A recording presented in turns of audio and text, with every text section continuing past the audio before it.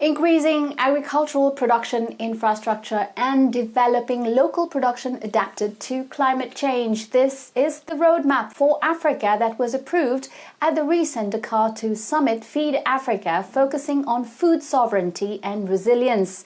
An international gathering of African leaders and major development actors who were invited at this summit by the African Development Bank and the Senegalese government. The objective was to find solutions together to respond to food insecurity linked to the Russian-Ukrainian conflict. We were there to follow the latest developments. Our reporter Lionel Cauchois has the story.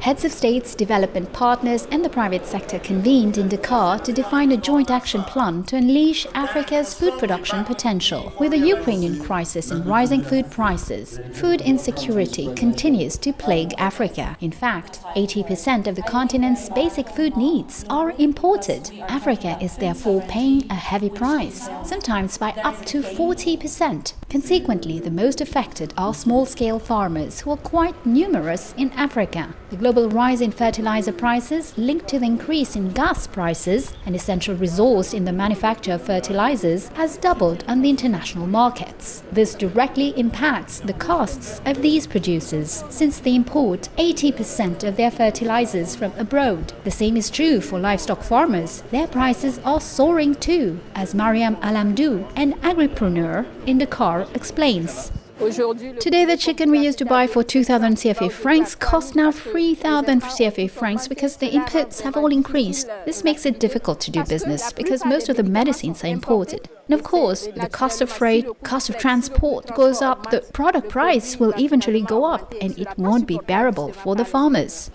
The emergence of COVID in 2019 with its negative outcomes on the African economy, as well as the effects of climate change on agricultural production, have also aggravated the situation.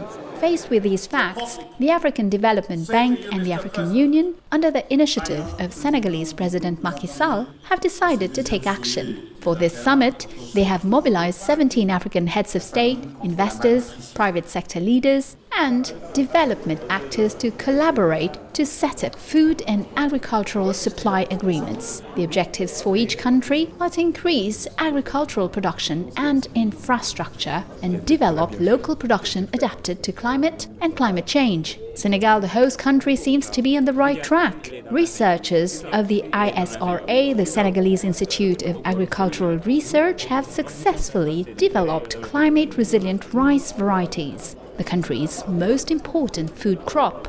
Today, researchers at the Senegalese Institute of Agricultural Research have developed varieties that can be grown even during the rainy season within 3 months. So there is no need to irrigate, just with rain. So these are resilient varieties. Some are drought and cold resistant. They have developed varieties that are resistant to cold. Achieving food security and producing from farm to fork means that an entire ecosystem must be changed and adapted to the reality on the ground. Fortunately, successes in this field seem to come from both the youth as well as technological innovations. The African Development Bank has clearly understood the opportunities and have been supporting these young African agripreneurs with the Enable Youth Initiative, a vast agribusiness financing and training program. In 5 years, $500 million have already been invested.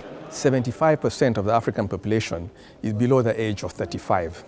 So whatever investments we're going to make in agriculture or in whichever sector, we have to involve the youth. Secondly, new technologies are coming into agriculture, digitalization, use of drones, big data, and the youth are very much ready to adopt these new technologies more than the older farmers.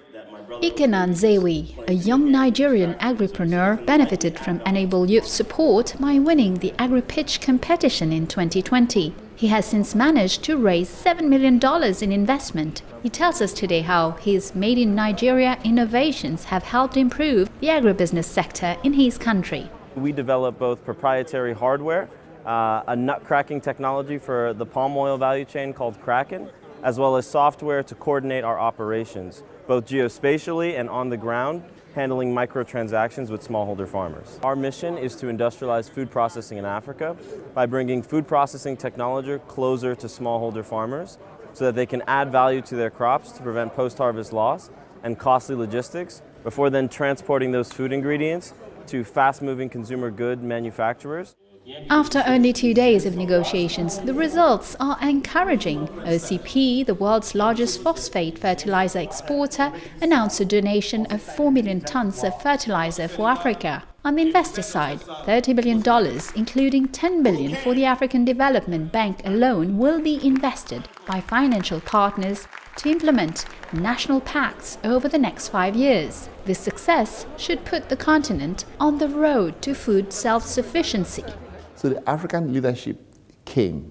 So there's political leadership. That's the very first reason. The second reason, the development partners came and pledged support. And then also, we also saw the private sector coming and to say, this is what needs to be done to fix agriculture in Africa. So it's been a huge success. So out of this, we're going to have investment projects, and we're also going to have accountability. We want the countries to be able to say, we are going to ensure this happens if you give us the resources. So this has been a huge success. And in another 2 years, we should see some real big change in food supply on the African continent. With a strong political commitment from heads of state and governments agreeing to allocate 10% of national budgets to agriculture, this summit should be a turning point for the continent. With 65% of the world's remaining arable land, Africa also has the potential to feed 9 billion people by 2050.